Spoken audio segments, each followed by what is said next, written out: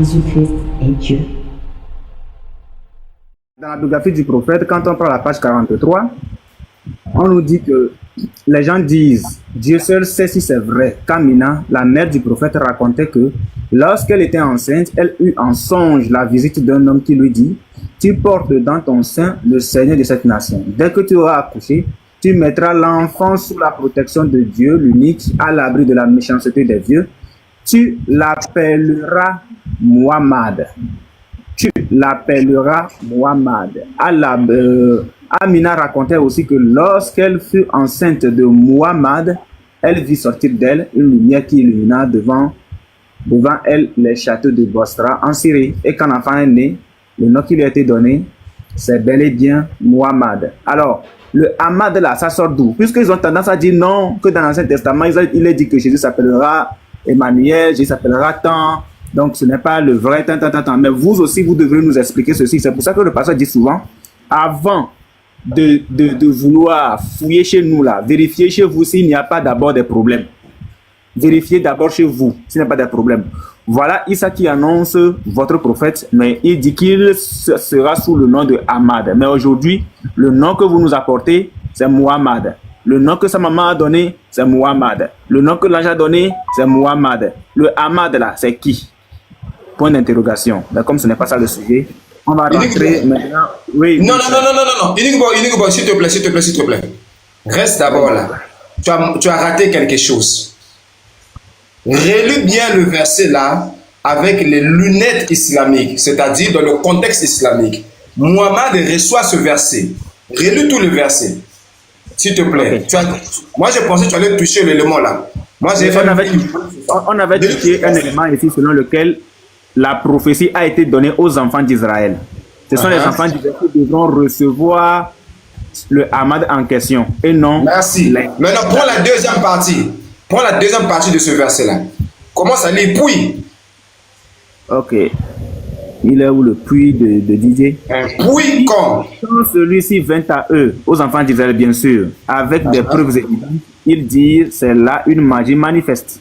Merci. Je vais poser une question. Muhammad qui reçoit ce verset-là, d'accord? Muhammad qui reçoit ce verset, comment il comprend cette deuxième partie? Ahmad est-il venu? Est-il déjà venu ou bien Ahmad doit venir? Selon le contexte du verset. Quand il vint à eux, donc il est venu. Qui est venu? Le Ahmad en question. Le Ahmad était déjà venu. Donc à l'époque où Muhammad reçoit ce verset, ce Ahmad annoncé par Issa était déjà venu et les Juifs l'ont rejeté. N'est-ce pas? Voilà. Les Juifs l'ont rejeté. Bon. Si, selon la sunna de Muhammad, ce verset-là annonce Ahmad, là c'est le prophète Momo. Mais comment se fait-il que Momo reçoit un verset, une histoire qui lui est racontée d'une personne qui est censée déjà apparue? Déjà, du point de vue historique, il n'y a pas un seul texte, une seule preuve manuscrite qui démontre qu'après Jésus, il y a eu un autre prophète de même catégorie que Jésus qui a visité le judaïsme. C'est faux.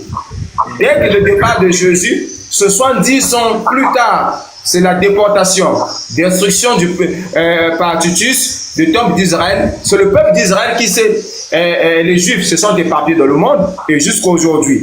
Donc, déjà du point de vue historique, cette histoire-là, c'est une bourde, c'est un mensonge. Et du point de vue islamique, si on reste du point de vue islamique, ce Ahmad, à l'époque où Muhammad reçoit ce verset, il est censé déjà avoir visité le peuple d'Israël. Parce que, donc ça veut dire que Ahmad ne peut pas être Muhammad selon le verset. Parce que on annonce à Muhammad que Ahmad qui était annoncé là, il était venu, mais il dit, c'est là une magie manifeste. Donc, une fois de plus, Muhammad n'est pas annoncé dans la Bible, ni n'est même nullement annoncé dans son propre livre, le Coran. Quel pathétique. C'est vraiment pathétique. Voilà. Ok, merci frère. Donc, nous allons continuer avec la thématique du moment. L'islam, c'est du pur paganisme, ou encore l'islam est issu du paganisme. Nous disons que l'islam est une religion des idolâtres. Tous les musulmans sont des païens. Tous les musulmans sont des idolâtres. Tous les musulmans sont des polythéistes. Et c'est clair. Nous voudrions savoir pourquoi est-ce que votre prophète a été consacré à une idole à sa naissance. Nous voudrions aussi savoir pourquoi vous avez accepté adorer la divinité ancienne des Arabes au nom de Oubal. Nous voudrions savoir pourquoi vous avez caché le nom propre de votre divinité. Nous voudrions savoir pourquoi vous ne donnez pas à ceux qui vous suivent le nom propre de votre divinité qui est Oubal. L'islam, c'est du paganisme. Voilà, ça c'est notre sujet du moment. Le musulman qui n'est pas d'accord, il monte ici. Et puisque nous avons déjà le gouverneur, soi-disant ancien pasteur devenu imam, bien sûr, il va nous expliquer comment ça se fait que son prophète a pu être consacré à une idole à sa naissance. Pasteur imam, écoutez bien la question. Tu vas nous expliquer pourquoi et comment ça se fait que ton prophète a été consacré à une idole. Une idole. Je répète, une idole au nom de Oubal à sa naissance. Voilà. Et qui a ordonné que cet enfant soit consacré à cette idole, étant donné que, avant sa naissance, un ange soi-disant aurait apparu à sa mère dans un songe et lui a demandé de donner le nom de Muhammad à ce petit. Est-ce que cet ange qui est apparu à la mère Amina de ton prophète, est-ce que cet ange-là venait-il du vrai Dieu ou bien cet ange venait-il de l'idole, de la part de l'idole à laquelle il a été consacré? Expliquez-nous comment ça se fait qu'un prophète soi-disant de Dieu puisse être consacré à une idole. Nous disons que votre prophète c'est un faux et nous disons que l'islam c'est de la pure idolâtrie. Nous disons que vous sortez tout droit de ce que nous appelons le paganisme. Imam, gouverneur, tu as la parole. Explique-nous pourquoi et comment ton prophète a été consacré à une idole ancienne des Arabes au nom de Oubal. Tu as la parole.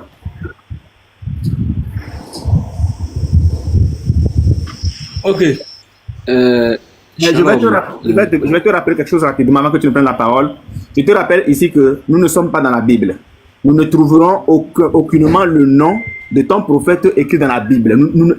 Je vais te mettre en même temps au courant de ce que je vais faire. Dès que tu rentres dans la Bible, moi je te fais descendre. Parce que la question que je te pose n'a pas de rapport avec la Bible. Explique-nous pourquoi ton prophète a été consacré à une idole. La question n'est pas basée sur la Bible. Et là, c'est-à-dire qu'on n'a même pas besoin de toi sur le panel. Donc, si tu sais que tu peux répondre à la question, tu réponds. Si tu rentres dans la Bible net, je te descends rapidement même. Voilà. Tu es averti. Tu as la parole. Ok. Shalom les frères chrétiens. Salam les frères musulmans. Salam, salam, salam. À ta place, je serais fier. Je serais fier de voir un pasteur devenu musulman, imam. C'est de la malédiction.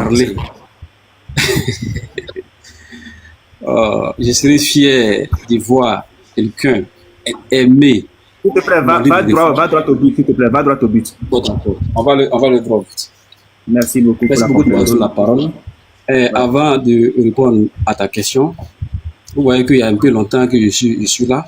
Et quand je suis là, il y a un thème que Baron était en train de développer. Ce n'était pas le thème du jour, c'était juste du bricolage. On n'était pas là pour je sais.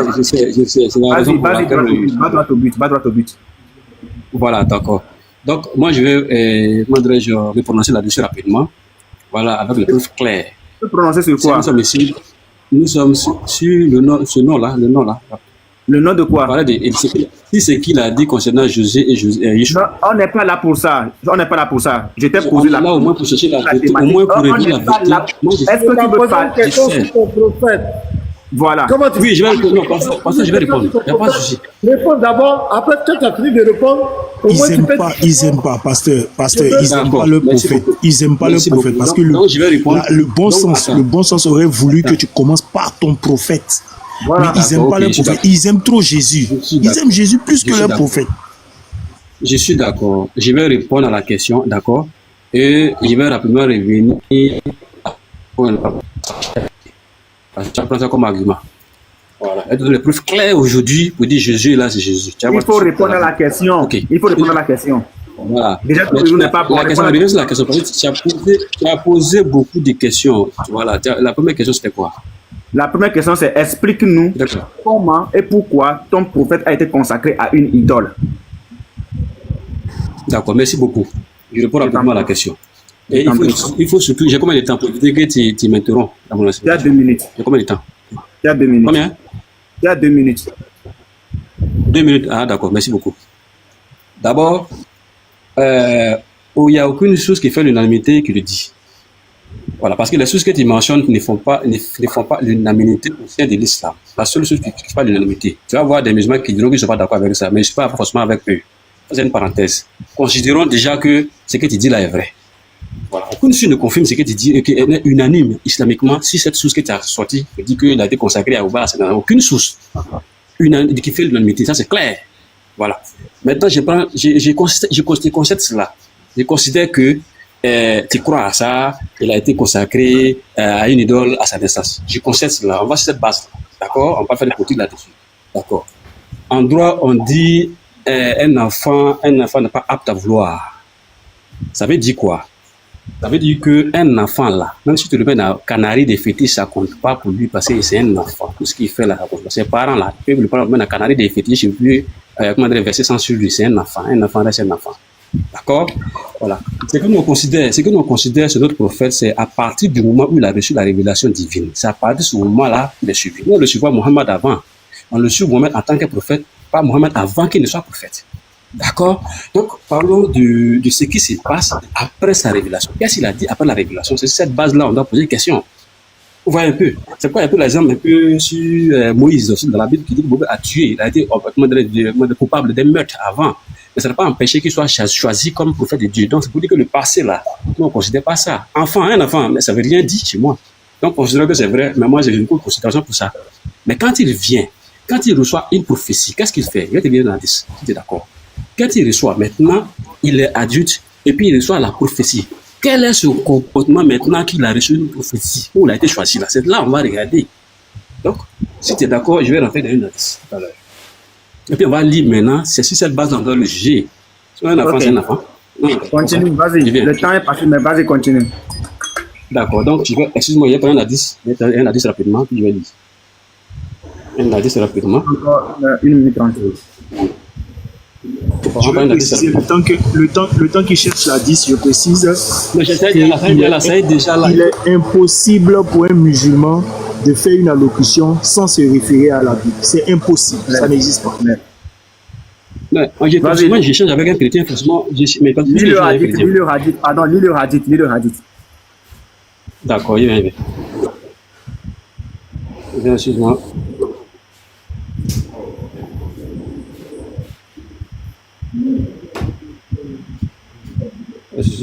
Voilà. Garantie du salut.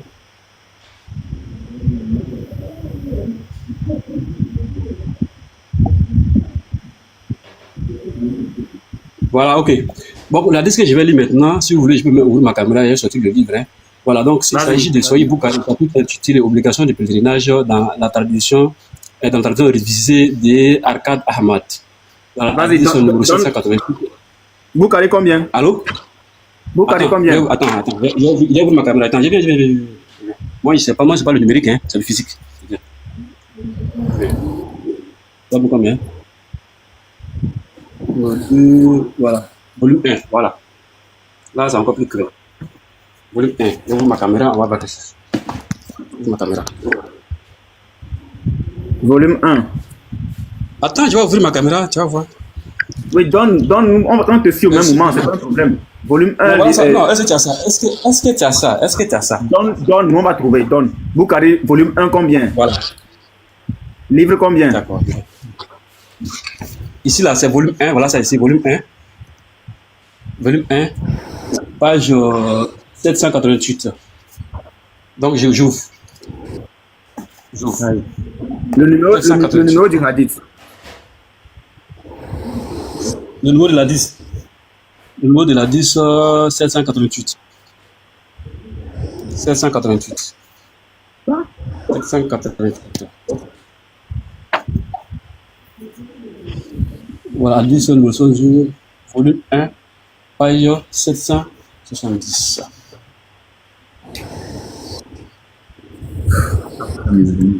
Dieu se fait appeler musulman. Chapitre intitulé Obligation du pèlerinage. Le chapitre Obligation du pèlerinage. Chapitre Obligation du pèlerinage. Sinon, je peux lire directement la 10, mais comme j'ai cherché la référence, c'est ça. Sinon, je peux déjà lire. Vas-y, lis. Vas-y. Non? D'accord. Il n'y a pas de souci. Comme j'ai ça sur un support numérique. D'accord. Donc, comment dirais-je, Ibn Abbas a rapporté ce qui suit. Lorsque le messager de Dieu arriva à la Mecque, maintenant on parle quand il a reçu la révélation et non quand il était bébé là, c'est pas ça. Hein. Quand attends, il a reçu la révélation. Tu lis quoi? Attends, tu lis quoi? Ce qui est en arabe là, c'est ce que tu lis? Non, je ne sais pas encore la page. Pas le temps de chercher le temps. Comme tu as dit du livre. Tu as commencé par lire quoi? Mais attends, non, mais attends, tu as commencé par lire quoi? J'ai ça sur attends, qu'est-ce que tu nous fais là? Qu'est-ce que tu nous fais? Tu as chanté ici, moi je ne suis pas dans le numérique, j'ai le physique. Tu sors le physique et tu nous lis le numérique. Bon, attends. Comme je ne trouve pas. Attends. 788. Gouverneur. Interreligieux là, c'est pas forcé. Hein. Interreligieux là, c'est pas obligé. Ça dit tout le monde n'est pas censé se jouer les savants ou bien les sachants. Est-ce que tu comprends? Souvent là, tu peux être en commentaire, faire des commentaires, observer, hein, assister au débat. J'espère que Garzim nous a pris ça. Hein. On va publier après. On va publier. Voilà la 10 ici. Là ici. Voilà la 10 ici. Voilà la 10 ici. Vas-y, lis. Lis. Vas-y, lis. Toi, tu joues avec moi. Voilà la 10 ici. Voilà ça. Lis le hadith, ouais. Voilà ça. Ibn Abbas, que Dieu l'a créé, rapporte ce qui suit. Voilà ça, ce qui suit. Lorsque le messager de Dieu, sallallahu alayhi wa sallam, arriva à la Mecque, il refusa. Ça veut dire que ici, là, c'est pas son gain là. Hein. C'est quand il a reçu la révélation, il refusa de pénétrer à l'intérieur de la Kaaba. Pourquoi? On va expliquer pourquoi. Tant que les idoles s'y trouvaient, Oubal là, c'était idole, mais c'est pas idole. Oubal là, c'est idole. Là, on va nier ça. Oubal, c'est idole. Donc, il refusa de pénétrer à l'intérieur de la Kaaba tant que les idoles s'y trouvaient. D'accord? Il donna donc l'ordre de les faire sortir. Donc, Oubal, là, il dit, faire sortir tout ça, là. Oubal, on va faire sortir. Parce qu'il est de l'autorité que Oubal était d'idole. Donc, on fait sortir Oubal. Ce qui fut fait d'abord. Donc, avant de rentrer, on fait sortir tous les idoles d'abord. Et l'on fit sortir aussi, c'est-à-dire avec précision maintenant, la statue d'Abraham, malgré c'est Abraham, mais comme c'est idole, maintenant on dit sauter, faire sortir. Et celle d'Ismaël avec les fléchettes dans leurs mains. Malgré c'est Ismaël que nous on aime tant là. Mais c'est devenu idole, on dit enlevé à leur vue. Le message de cela, alayhi wa sallam, dit 2 points. C'est-à-dire que quand ils ont enlevé tous les idoles là, maintenant ils rentrent. C'est ce qu'on appelle la purification de la Kaaba. C'est vrai, les idoles étaient, mais ça a été purifié. Donc c'est un acte de purification. Voilà ce qu'il va dire maintenant. C'est-à-dire, après avoir enlevé tous les idoles, on dit que Dieu les fasse périr. Quelqu'un qui peut insulter son Dieu comme ça. On peut insulter son Dieu comme ça. On dit que Dieu les fasse périr par Dieu. Par Dieu, ils le savent bien. Abraham et Isaac n'ont jamais utilisé la fléchette pour faire un tirage au sort. Ok. Hein, sur les pas de viande. Puis, après avoir purifié la Kaaba là, puis il entra dans la maison et lassa le cri. Allahu Akbar. D'accord. Donc si je comprends bien, donc si je comprends bien, oui. Donc, on va en venir. Donc, gouverneur, tu vois qu'on t'a donné le temps hein, de t'exprimer. Hein. Personne ne t'a coupé ici. Donc, je vais te poser encore ma question. Donc, si je comprends bien, tu confirmes quand même qu'à la naissance de ton prophète, il a été consacré à Oubal, à cette idole. Non, tu as très bien compris, mais tu n'as pas aimé. Il dit la source dans laquelle tu prends. Il faut te calmer d'abord. Écoute ma question. Je t'ai posé une question, tu es allé nous lire. Il n'y a pas de problème. Mais revenons. Tu vois, tu as laissé le temps de dire ce que tu pouvais. On est d'accord? On va revenir sur tout ce que tu viens de dire là. Mais pour le moment là, est-ce que tu nous confirmes quand même qu'à la naissance de ton prophète, il a été consacré à une idole ou pas? Je ne peux pas confirmer sur la base d'un document qui ne fait pas d'unanimité. Parce que nous, on a le monopole de l'intelligence. Enoch Boy. Non, attends. Enoch Boy, un instant. Est-ce que tu es d'accord que ce document ne fait pas d'unanimité? Attends d'abord. Gouverneur, tu dis c'est quel document qui...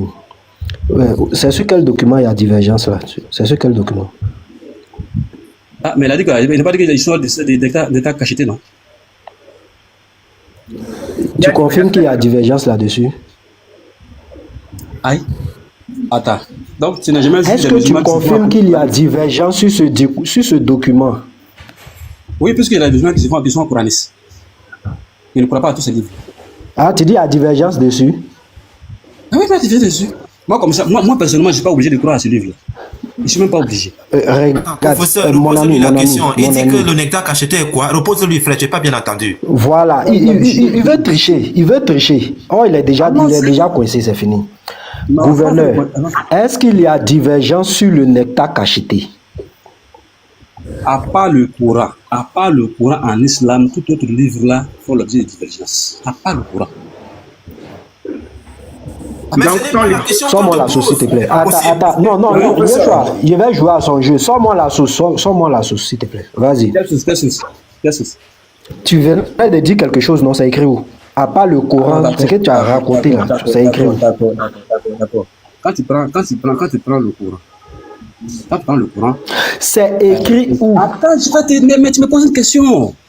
Quand tu prends le Coran. Je dis, mais là, tu réponds à la question. Mais écoute. D'accord, vas-y, donne-moi la référence. Je vais écouter la référence, pas le bavardage. La référence, c'est écrit où? Tu veux que je te prouve le fait que le Coran est le seul livre dans lequel il n'y a pas de doute. C'est écrit,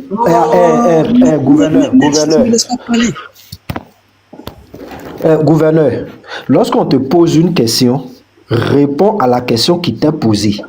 Tu vois, Enoch Boy t'a posé une question simple. Tu nous as sorti des bêtises. Parce que on te pose une question, tu racontes autre chose. Nous ne sommes pas là pour ça. Je vais réitérer ma question. Si tu n'as pas la réponse, tu te tais. Donne-moi la source où on dit, à part le Coran là, tous les autres font objet peuvent faire objet de rejet.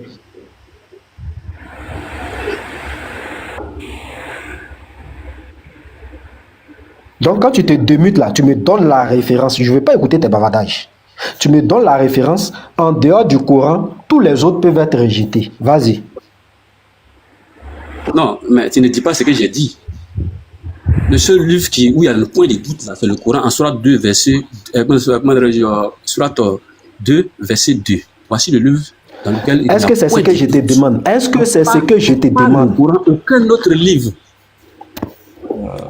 Bon, moi je pense qu'il est venu pour dire... Le professeur. Comme d'habitude, il est venu avec le professeur. Entier, je crois. Le professeur, excuse-moi, oui, laissez-moi chuter, s'il vous plaît. Laissez-moi chuter. On va être factuel. Laissez-moi chuter et puis vous allez prendre la parole. Attends que le professeur chute, s'il te plaît. Attends.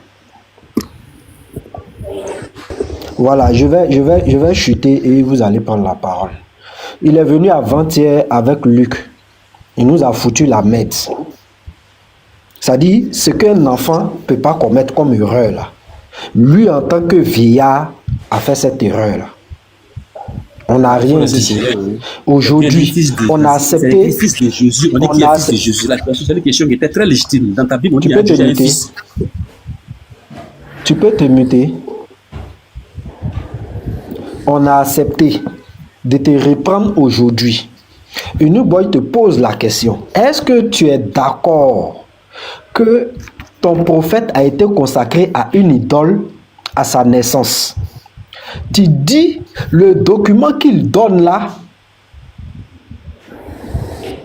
il y a divergence là-dessus, sur ce document-là.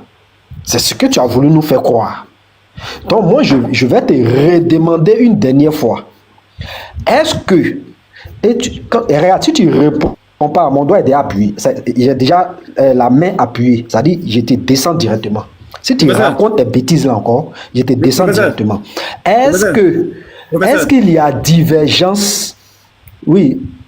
Oui. Est-ce qu'il y a divergence sur le nectar cacheté? Professeur, s'il te plaît, professeur. Avant de lui poser cette question que tu lui poses là, je voudrais qu'on le mette quand même à l'épreuve. Puisque lui-même, il a sorti un document.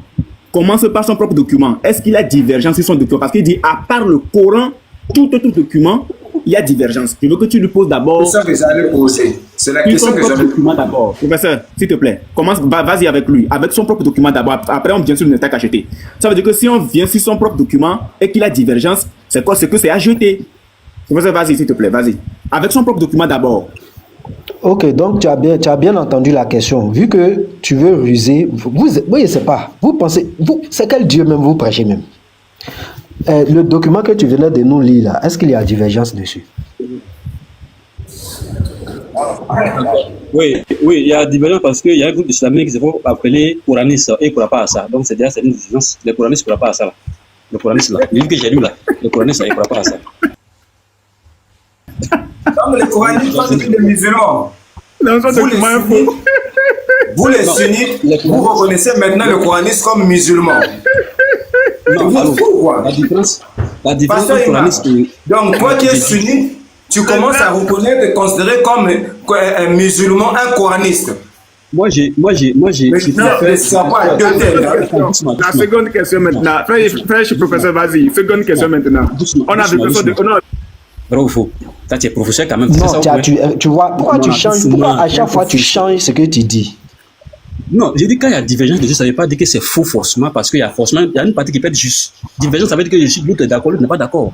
Mais pour dire que ça veut tout est faux, ça c'est là. Bon, très bien. Alors. Maintenant, très bien. Regarde, nous on te donne un test dans le nectar cacheté qui dit que ton prophète à sa naissance a été consacré à une idole. Donne-moi la divergence. Donne-moi qui s'oppose à ça en islam. Mais quand même, quand je voulais intervenir dessus, je considère que c'est vrai, non? Est-ce que j'ai dit c'est faux? J'ai dit, donne-moi qui s'oppose à ça. Est-ce que je t'ai dit? Non. Moi, les coranistes qui croient à Allah, comme Allah du Coran, ils croient à ça. Il n'y a pas, c'est-à-dire que sur la base des différences islamiques, là, il n'y a pas de musulmans qui ne croient pas au même Dieu. Ça n'existe pas. Comme de toute façon, on voit chez les chrétiens, l'autre dit Jésus est Dieu, je ne dis pas Dieu là. La base. Bon, est-ce qu'il est en train de parler de ce que je lui demande? Est-ce qu'il est en train de parler de ce que je lui demande? Pas du tout. Pas du quoi? Vous voyez. Non, je vais te dire que même quand je ne dis pas de courant, c'est parce qu'au moins ils croient au courant. Yoshua, vas-y. Moi, je ne sais pas. Ça dit. Non, le frère, toi, tu continues avec lui. Il a dit qu'il a balancé un venin que j'ai envie d'enlever. Imam, tu dis que dans le Coran, vous croyez en Allah et que dans le christianisme, d'autres disent que Jésus est Dieu, d'autres disent que Jésus n'est pas Dieu. Dans le monde, qui se tue le plus? Tu as déjà vu dans le monde les États, c'est-à-dire là où il y a le christianisme, les gens en train de s'entretuer comme vous les musulmans. Attends. Est-ce que laisse-moi terminer, Imam? Oh, frère. Oh, mon ami, mute-toi là-bas. Mais c'est quoi ça là? Mute-toi. Tu parlais, est-ce que quelqu'un t'a coupé? On s'en fout de ton appel. Mute-toi. On s'en fout de ton appel. Laisse que les gens puissent écouter ce que je dis. On s'en fout de ton appel. Mais faut te mute-toi. Tu vas communiquer. Mais c'est quoi ce mépris même? Hey, tu dis que vous croyez en Allah et que dans le christianisme, d'autres croient en Jésus comme Dieu, mais les qui s'entretuent le plus? Hein? On voit comment vous êtes en train de vous entretuer. Et en plus de ça, chez vous les musulmans, votre propre prophète dit quoi? Votre prophète Mohammed, qu'est-ce qu'il dit? Qu'il y aura combien de sectes dans l'islam? Vous êtes plus dispersés que nous. Et c'est ton prophète qui a dit ça. S'il y a 73 sectes et que les chrétiens ont 72 sectes. Donc, tu ne peux pas venir avec cet argument tordu là. Pourtant, il y a un hadith qui parle de ça. Donc, lorsque le professeur te pose une question, reste dans la question, ne fuis pas de gauche à droite. Donc, professeur, les questions là sont bien, il faut rester dessus, ne quitte même pas. Pose la même question. Et lui là, il va mentir toute la journée parce que c'est son boulot à lui. Quand il n'y a pas de Bible, il ne peut plus débattre. La seule chose qu'il sait faire, c'est la Bible. C'est dit dans ce meurtre, c'est dit dans la parole de vie, c'est dit dans tel... Bon, on va écouter DGM après, on met l'apôtre en grand. L'apôtre, tu te prépares. Frère DGM, tu as la parole. Ouais, mais il est parti. Moi c'était même de prendre son Coran là. Comme il dit que c'est le Coran qui est le plus, qui est la source la plus dynamique, qui fait l'unanimité parmi eux tous, c'était de le prendre aussi dans son propre Coran. Parce que dans son propre Coran, dans son propre Coran, il est bien dit là-bas, dans la sourate 93, verset 7, que Mohammed, Allah l'a trouvé égaré. Donc j'allais lui poser la question, comme il ne veut pas croire aux autres sources et que c'est seulement le Coran, qu'ils nous disent égaré là, ça veut dire quoi ici? C'était juste ça. Non, dans tous les cas, il est toujours là. Hein. Il dit qu'il est en appel, donc voilà. Donc l'apôtre, tu as la parole. Nous disons que l'islam c'est du paganisme. Qu'est-ce que Ok, shalom à tous. Donc le Seigneur vous bénisse abondamment. Voilà. Donc que le Seigneur bénisse tous les frères qui sont là. Vous voyez, c'est là. Il y a un proverbe qui dit que la patience est un talisman pour la vie, que le Seigneur bénisse tous les chrétiens et tous les oubalistes. Bon, les musulmans, je pense que vous voulez nous distraire. Vous voulez nous distraire. Moi, j'ai rien. Hein. On pose des questions à ce frère-là. Il est KO, déjà KO. Bon, déjà, bon, lui, c'est son verbe. Il faut me prendre les trucs, il faut une unanimité. Bon, moi, attends, je vais d'abord envoyer un message à tous les musulmans. À tous les musulmans qui m'écoutent. Les musulmans 1.0, 2.0, 3.0, 0,50.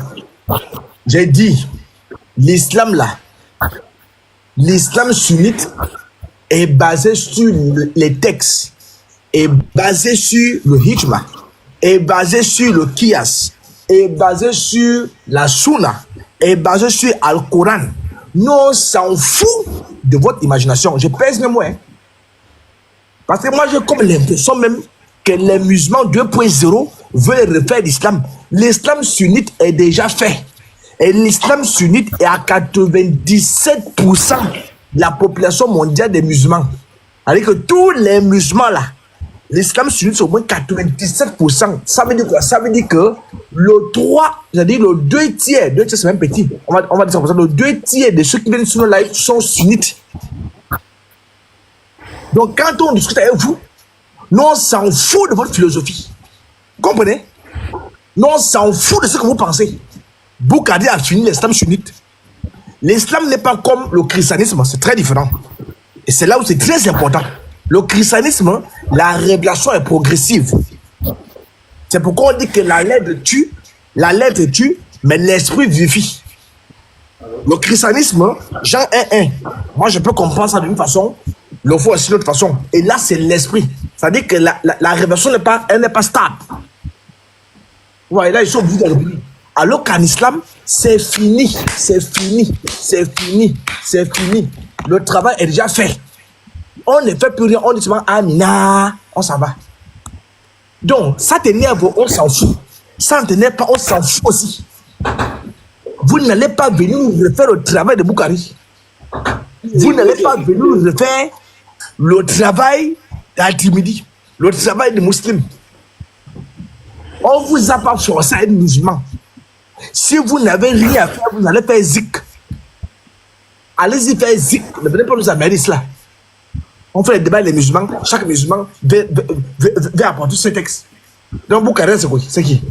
Non, il faut prendre ce qui fait une unanimité. Il faut montrer là où il n'y a pas une unanimité. Il n'y a que dans ta tête, dans ton cerveau, dans tes pieds, qu'il n'y a pas une unanimité.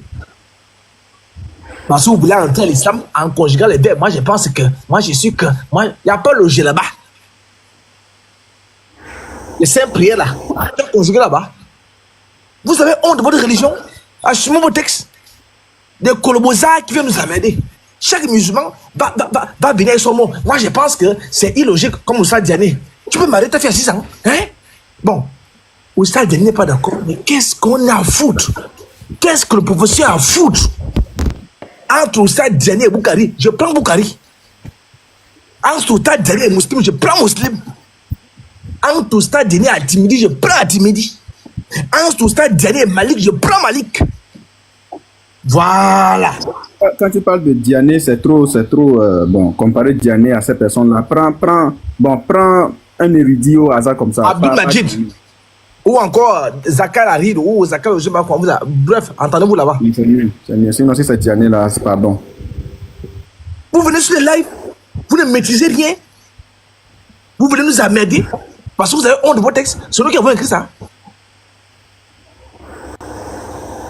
Démettez pas, gouverneur, je vous dis, vous êtes des lâches. Ça ne sert à rien de passer par pasteur imam. Regarde-moi ça. C'est-à-dire qu'il a honte d'assumer sa foi, pasteur imam.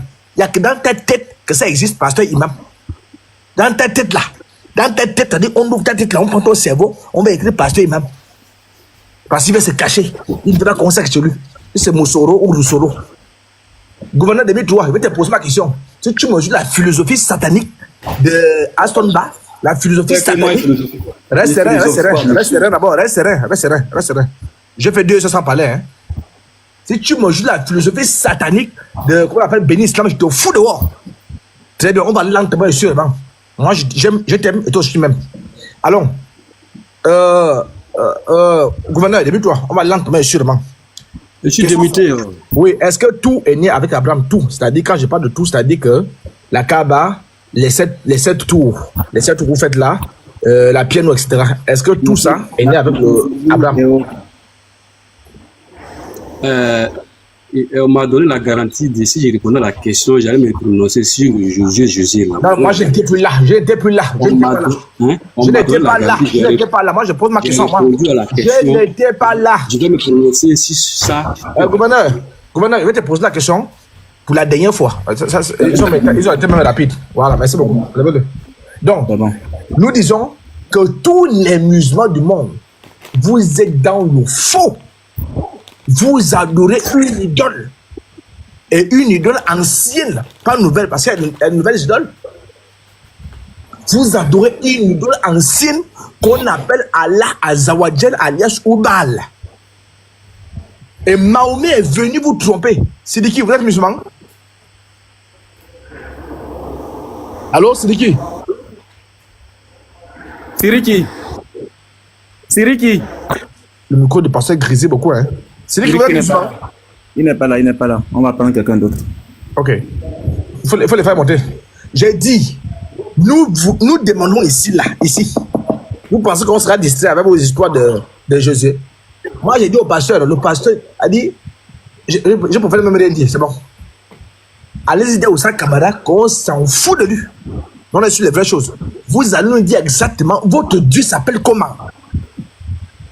Quel est le nom du Dieu de l'islam? Quel est son nom? Ok. Il y a beaucoup de vent, hein. C'est chez toi. Il y a beaucoup de vent là. Je sens beaucoup de vent quand je parle. Ah, ok. Shalom, pasteur. Je vais d'abord cogner les petits là. Je vais d'abord les cogner fort. Joa et Reboui, chrétien ou musulman? Voilà, il faut lui demander des nouvelles. Joa et Reboui. Et il bec tous, hein? Seigneur.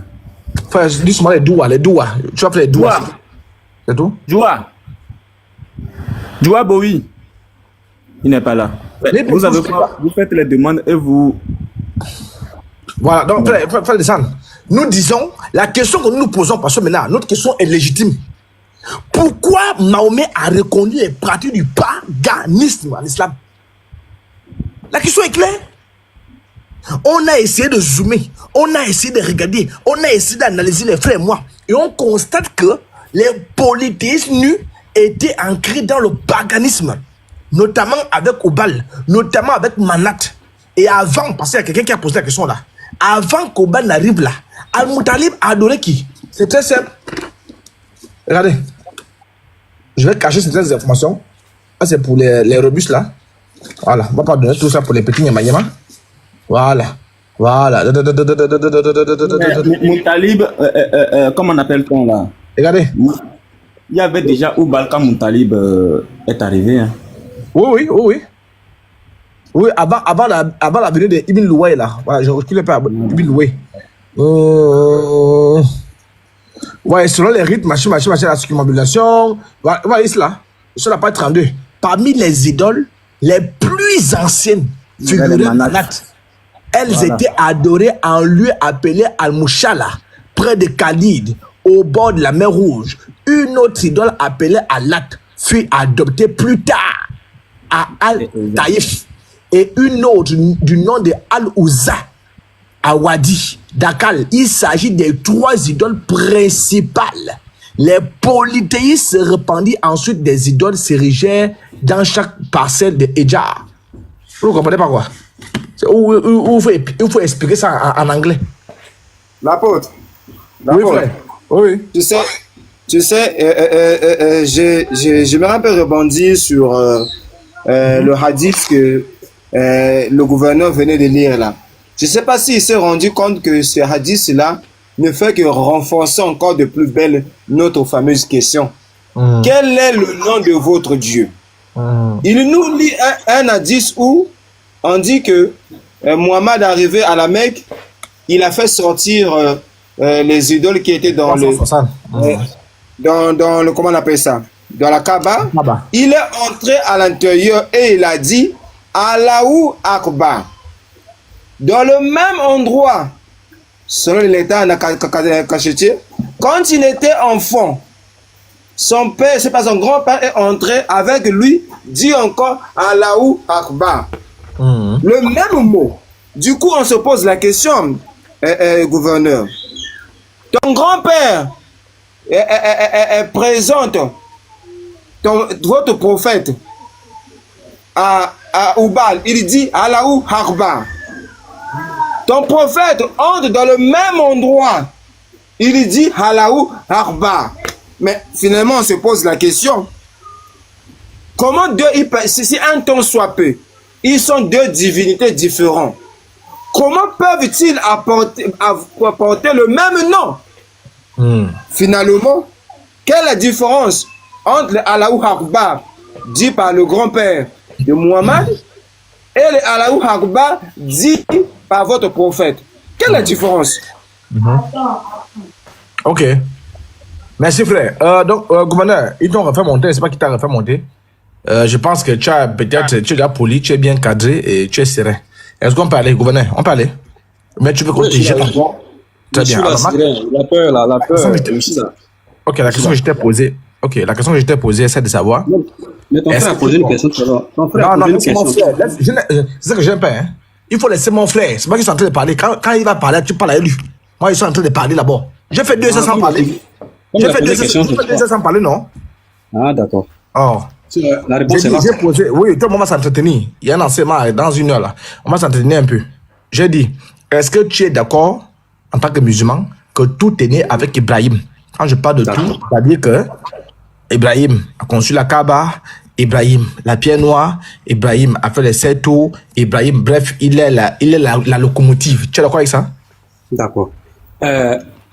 Comme je te sais très courageux, ça me plaît bien. Est-ce qu'on peut faire un petit poteau sur Allah, la divinité de Dieu islamique, là, tout à l'heure là, c'est très courageux. Et là, non. Là, moi, il n'y a pas à faire d'interrompre. Moi, je sais que tu es très courageux. Toi, tu n'as pas peur. Et là, on va promouvoir quelque chose tout à l'heure. On va parler de ça tout à l'heure. Allez-y. Je vous pose les fondements. Je vous pose les fondements. Et Imam, calme-toi. Attends d'abord. Attends, il va poser les fondements, non? Voilà, tu es courageux, c'est bien. Voilà. Donc, tu auras 2 minutes pour faire ton défi. Attends d'abord. Non, pas du pluralisme, hein. Faut pas nous distraire. Tu auras 2 minutes. Tu as dit sur Allah. Non. Tu auras 2. Mais si Allah n'est pas là, ce sujet là, donc les deux. Tu auras 2 minutes pour faire on n'a pas de sujet sur Jésus. Attends. Si tu me convaincs, il faut que je devienne chrétien. Pas besoin de te convaincre. On ne cherche pas à te convaincre. Si tu me convaincs, je deviens chrétien, non? J'ai fait 2 heures, je ne parlais pas, hein? 2 heures. Il faut parler entre le christianisme qui adore une divinité païenne. Je te pose ma question pour une dernière fois. Je dis, est-ce que tu es d'accord que selon vous les musulmans, c'est Abraham qui est la locomotive? C'est-à-dire que... le petit poteau, chronométré. Tu réponds à ma question, petit poteau sur l'islam, sur le paganisme. Entre... Mon petit poteau, c'est sur l'islam, sur le paganisme. Tu es d'accord, oui ou non? Il adore une divinité, c'est ça. Une divinité païenne. Attends, il te fout dehors. Ah. Le camp. Voilà. Donc, je continue. Voilà. Donc, vous voyez, les musulmans, vous voyez, ils ne tiennent sur rien. C'est-à-dire, ce sont les gars qui viennent distraire les gens. Ils ne tiennent sur rien. Vous adorez au bal. Pourquoi vous allez tourner nu autour de la Kaaba? Il y a quel... Regardez peu, regardez peu. Mon livre est où? J'ai mis ça où? Regardez. Vous allez me dire, parce que moi, les questions que j'allais te poser, gars, je te donne ça en cadeau. Le FIG. On appelle ça la jurisprudence en français. Voilà, attends. Vous allez me dire... Oh, le trépied là, je dois changer ça. Hein. Vous allez me dire... Vous allez me dire... Attendez. La pierre noire, je vous accorde ça. C'est... Comment on appelle? Ibrahim. Je vous accorde son temps que je vais lire. Très bien. Donc, parce que maintenant, ils disent souvent que la pierre noire est descendue par Ibrahim. On va accorder ça. Alors, je suis à la page 750. Toucher de la main langue sud de la Kaaba. Vous allez me dire langue sud. Là. Si je ne lis pas, vous saurez que langue sud c'est quoi? Parce que la Kaaba, la pierre noire est à l'est. Alors, c'est d'ailleurs pour la même raison que, vous voyez, a dit à ce propos, je n'ai vu le prophète toucher des mains que les côtés est où est placée la pierre noire, tu as vu, et sud de la Kaaba. On vient ici là. Donc votre prophète a touché 2 pieds. À la Kaaba, pour ceux qui ne le savent pas, il y a 2 pieds. 2 pieds. La pierre noire, les musulmans disent que ça a été révélé par Allah. Comment on l'appelle? À Ibrahim. On vous accorde ça aujourd'hui là. On continue. C'est d'ailleurs pour la même raison que le seigle décrit par les circumambulations doit contenir le hijj. Et c'est pendant ce hijj là qu'Al-Moutalib a reçu la révélation de creuser le puits de Zamzam. Vous comprenez un peu? Très bien. Par ailleurs, les érudits de la communauté s'accordent à dire que le pèlerin est appelé à toucher les 2 angles sud et est. Sud et est. Est, c'est là où se situe la pierre noire. Et sud, mais non les 2 autres. Ibn Abban rapporte dans son saillie que le prophète a dit l'angle de la pierre noire et l'angle yéménite décharge le pèlerin de ses péchés. Pasteur Bénard, ici les savants islamiques, à tous les frères, les savants islamiques, ok, nous disent quoi? Nous disent que la pierre noire qui est située à l'est de la Kaaba et la pierre yéménite qui est située au sud de la Kaaba, n'est-ce pas, ôtent les péchés du musulman. Moi, la question que je pose aux musulmans, la pierre de l'Est là, la pierre d'Est qui est la pierre noire, vous dites que c'est Ibrahim, très bien.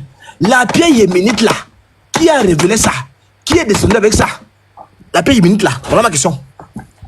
Cette pierre yéménite là, la pierre yéménite, parce qu'on dit que la pierre yéménite aussi déclenche le péché. La pierre yéménite ôte les péchés au même titre que la pierre noire. Qui a révélé la pierre yéménite là, qui est située au sud de la Kaaba? Elvis, tu peux zoomer s'il te plaît. Hein? Non, comme ça.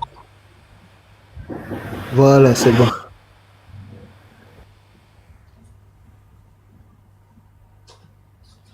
Ok. Alors, qui a révélé la pierre yéménite? Voilà ma question. La pierre noire, c'est Ibrahim. Très bien. Et la pierre noire, on dit que c'est la main de Allah. C'est la main de Allah pour ôter quoi? Les péchés. C'est pourquoi vous allez faire bisous pour ôter vos péchés. Et la pierre yéménite aussi ôte les péchés. Cette pierre yéménite là, qui a révélé ça? Est-ce que Abraham a reçu la révélation de la pierre yéménite? Vous allez me dire exactement. Et quelle était la couleur de cette pierre yéménite? Parce que la pierre noire, vous dites qu'elle était blanche. Elle est devenue noire à cause des péchés. On vous accorde ça. Maintenant, la pierre yéménite là, qui l'a révélée?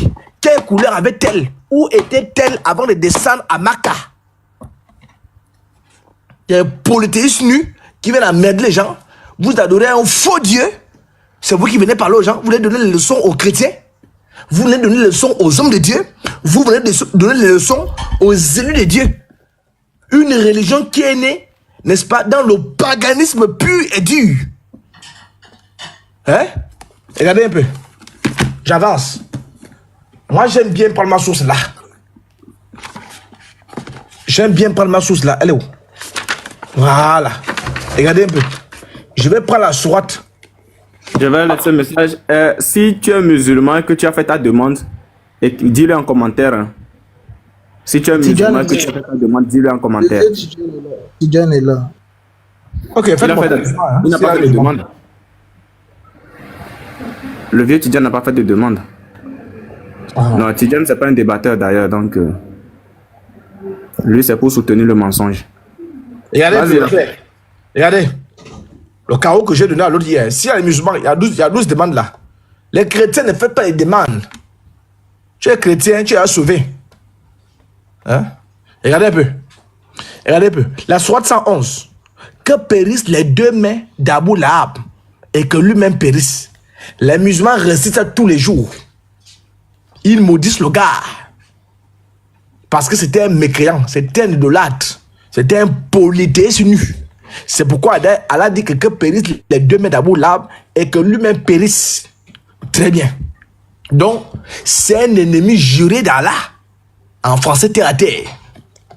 Alors, moi, je veux que les musulmans m'expliquent par quel moyen Abou Lahab, ici, dit devant tout le monde que Al-Uzza, n'est-ce pas? Al-Uzza sera en sécurité parce que Allah va protéger Al-Uzza. C'est quel Allah que on a maudit ici, Allah a maudit cela, auquel Abou Lahab fait référence en disant que le protecteur, la pierre angulaire, l'aigle de Al-Uzza, c'est Allah. Hein? Abou Lahab, à la page 54, lui des idoles, Abou Lahab se rendit en pleine effervescence religieuse au chevet du patient. Il le trouva en train de pleurer. Son visiteur lui dit, si tu as peur de mourir, n'oublie pas que nul n'est immortel. Le malade répondit, ce n'est pas pour cela que je pleure. Ce qui me fait pleurer, c'est ma crainte qu'après ma mort, on n'adorera plus Al-Uzza. Donc le patient est clair. Le patient craint le fait que quand il va mourir, l'adoration à la déesse Al-Uzza va s'interrompre. Mais reste serein. Sur de lui-même, Abou Lahab conforta le malade par ses propos. Par Allah. Regardez. Regardez. Je zoom. Par Allah. On n'adore pas. Donc lui-même l'adore. Donc si on comprend bien, le Allah par lequel Abou Lahab jure ici, le même Allah demande dans le Coran qu'il soit maudit. Vous êtes voilà. Hein? Par Allah. On n'adore pas Al-Uzza. Donc il adore déjà Al-Uzza. On n'adore pas Al-Uzza pour te plaire. Donc c'est pas Allah. Parce que Allah devient la statuette, devient, c'est-à-dire, qu'on appelle la plus importante du panthéon. C'est pourquoi on place déjà Allah au-dessus. Mais avant l'arrivée de Oubal, le prophète va transiter là. N'est-ce pas? Ce sont ces gars qui régnaient, les Uzza, Manat et consorts. Mais ici, je par la plus grande, par Allah. On n'adore pas Al-Uzza pour te plaire. Au lieu de dire que non, Allah est contre ça. Rassure-toi, belle amie. Elle ne sera pas abandonnée après ta mort. Qui va faire en sorte que Al-Uzza ne soit pas abandonné? Qui sera le garant de Al-Uzza? C'est Allah. Et Allah, qui est Oubal et Al-Uzza, cohabiter ensemble. Hein? Apaisé, Abou dit, je sais maintenant que je laisserai derrière moi un successeur digne de la préservation du culte de Al-Uzza. Du culte de Al-Uzza. Vous voyez? Du culte de Al-Uzza là. Qui gère ça? C'est Abou Lahab. Donc vous êtes KO debout.